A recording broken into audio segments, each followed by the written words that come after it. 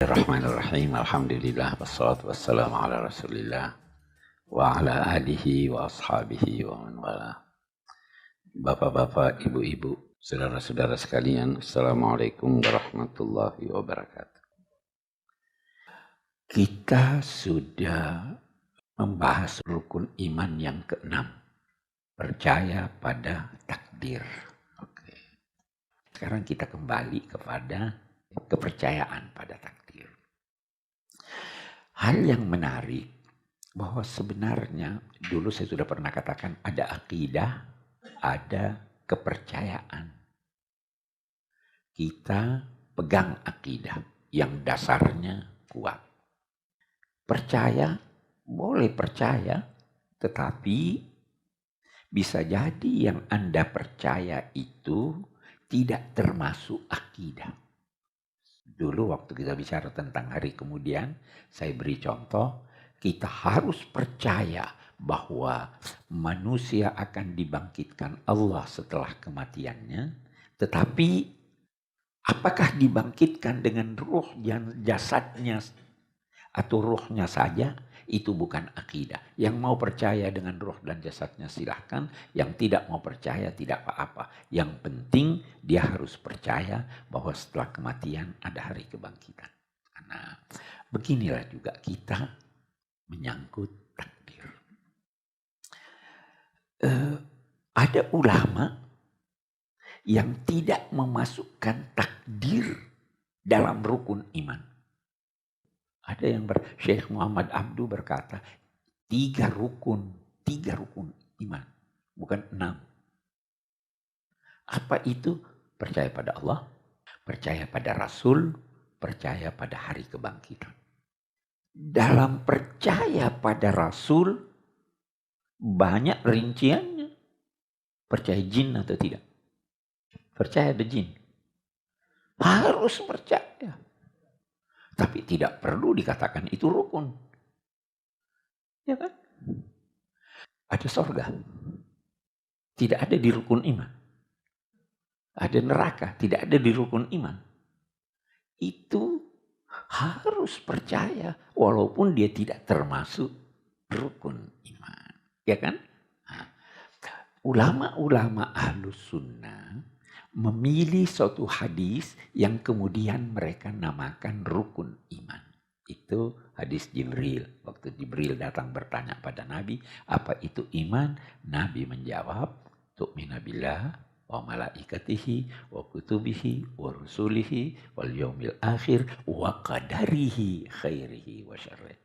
Itu hadis. Ada hadis lain yang berkata percaya pada hari kemudian dan mandi wajib. Jadi beda-beda. Semua berkata wajib. Mandi wajib itu. Ya kan? Tetapi masuk rukun atau tidak? Tidak ada yang berkata masuk rukun. Jadi beda-beda itu. Nah, kita sekarang mau bahas dalam ilmu tauhid ada yang dinamai qadha, ada yang dinamai qadar. Percaya pada qadha dan qadar. Nah, kita lihat.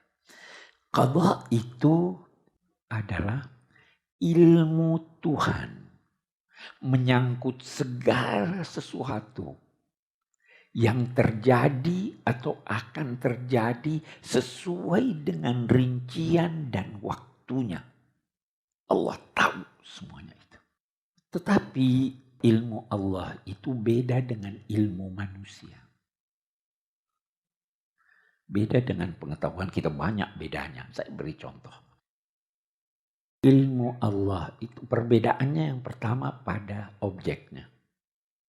Manusia objek ilmunya terbatas.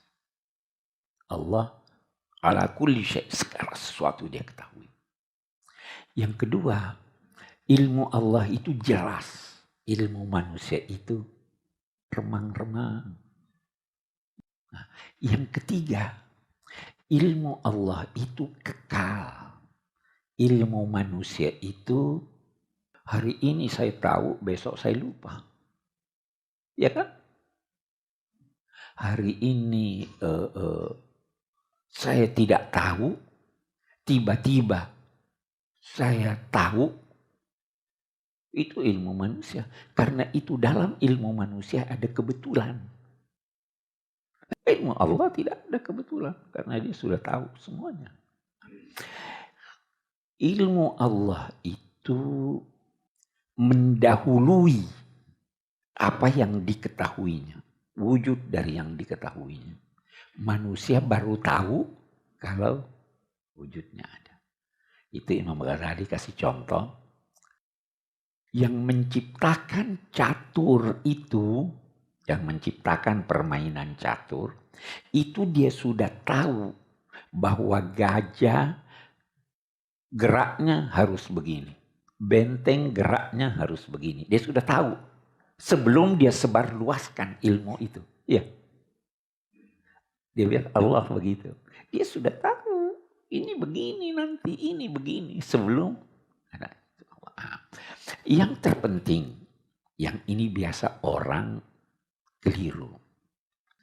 Ilmu itu bisa diibaratkan dengan senter gelap. Saya senter. Ini ada gelas berisi air. Oke? Apakah dengan senter ini saya bisa menjadikan gelas itu hanya setengah airnya? Sifat ilmu itu kasyifah istilahnya. Hanya membuka tabir sehingga saya tahu. Dia tidak punya pengaruh pada ini tadi. Tidak ada pengaruhnya. Oke, nah sekarang kita lihat manusia. Ilmu Allah, qadha itu Allah tahu ini nanti bakal jatuh. Apakah pengetahuan Allah menjadikan dia jatuh? Ini nanti masuk surga. Itu nanti masuk neraka. Apakah pengetahuan Allah itu yang menjadikan dia masuk neraka dan masuk surga? Saya beri contoh. Jalan licin. Ada yang taruh lagi kulit pisang. Satu orang berjalan di situ. Saya terus bisik di samping saya. Ini orang bisa jatuh karena ada kulit pisang. Ternyata dia jatuh. Apa karena saya tahu maka dia jatuh? Tidak ya? Oke.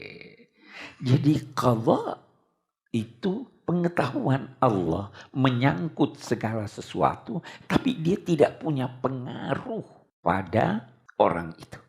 Dia cuma tahu. Itu artinya qadha. Qadar, kita lihat qadar. Percaya pada takdir. Takdir itu artinya ukuran. Kita ambil contoh. Bola karet. Saya lempar ke tembok. Melenting dia. Berapa jauh lentingannya? Anda bisa berkata sekuat. Ada ukurannya. Kalau Anda melempar tidak kuat, lentingannya sekian. Kalau Anda melempar kuat, lentingannya sekian. Ada manusia. Nah, kita lihat sekarang. Orang yang paling kuat di dunia. Dia ambil bola karet, dia lempar ke tembok. Bisa sampai di ujung dunia. Ada juga ukurannya manusia. Mobil, ini ukuran nih. Mobil balap beda dengan mobil biasa. Ya. Mobil baru beda dengan mobil tua. Ada ukuran kecepatannya atau tidak? Sekuat Anda menekan gas, sekuat itu mobil melaju, tetapi dia tidak bisa melaju melebihi ukuran yang diciptakan oleh pembuat mobil. Saya pakai mobil biasa mau mencapai 300 km sejam, tidak bisa. Ukurannya cuma 200. Ya kan? Dan 200 itu juga kalau Anda tekan gas. Kalau tidak tekan gas, kalau tidak nyalakan mesin, semua ada ukurannya. Itu artinya takdir, ukuran. Itu sebabnya Allah berfirman, wasyamsu tajri li mustaqarrin laha, dzalika takdir. Perjalanan matahari ini ada ukurannya. Ukurannya jelas sekali. Sehari jam sekian ini, jam sekian begini. Wal qamar qaddarnahu manazil. Hujan yang turun Allah berikan takdir. Oh, ini ukurannya sekian. Itu percaya pada takdir. Dalam arti Allah mengatur segala sesuatu dengan ukuran-ukurannya. Tetapi Anda tidak tahu persis segala takdir Tuhan. Berapa rezeki Anda? Anda tahu atau tidak?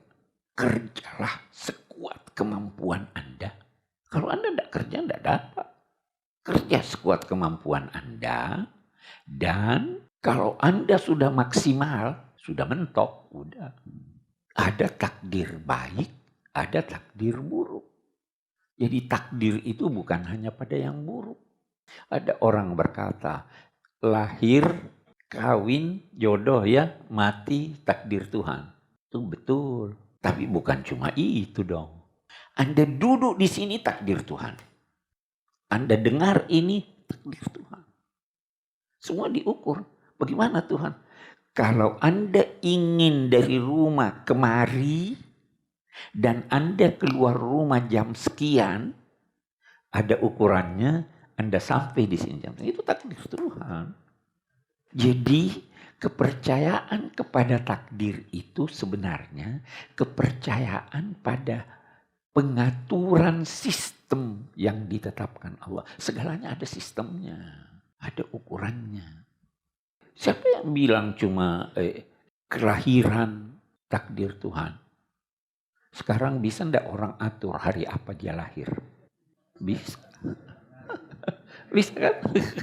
Udah disesar dia. Udah jangan dulu hari ini dok, ini masih itu. Coba lihat. Bisa enggak oh saya enggak mau gadis itu, saya mau gadis ini. Bisa Anda usahakan, tetapi Anda punya takdir. Jadi jangan segalanya kalau tidak menyenangkan terus takdir. Segalanya ada takdirnya, tapi Anda bebas memilih takdir-takdir Tuhan itu. Itu artinya percaya pada takdir. Itu artinya qada dan qadar. Qadar itu ukuran-ukuran yang ditetapkan Tuhan yang sesuai dengan ilmunya. Dengan demikian, orang salah satu kekuatan ajaran Islam ini adalah kepercayaan pada takdir. Kalau difahami secara benar. Kalau difahami secara keliru, kita duduk aja ini, tunggu aja takdir Tuhan bagaimana. Enggak. Anda berusaha, setelah selesai usaha Anda dan terjadi apa yang terjadi sesuai dengan sistem itu, kalau tidak menyenangkan Anda tidak akan menyesal. Ini sudah takdirnya Allah begini. Itu biasa orang bilang begitu, tidak menyesal. Saya sudah usaha, takdir Tuhan seperti itu. Sayangnya banyak orang yang tidak mau berkata takdir kalau senang. Mestinya dia berkata, alhamdulillah Tuhan takdirkan seperti ini. Nabi menggarisbawahi, antu'mina biqadarihi khairihi wa syarrihi. Jadi kalau menyedihkan, katakan, saya udah usaha ini memang Tuhan punya mau. Saya terima, legowo. Yang penting saya sudah usaha. Sama kalau Anda orang misalnya berkata begini, oh di sana ada pembagian hadiah. Anda berkata, saya malas pergi. Tiba-tiba hadiahnya besar. Jangan nyesel. Anda yang tidak mau pergi. Kalau Anda pergi dapat. Baik.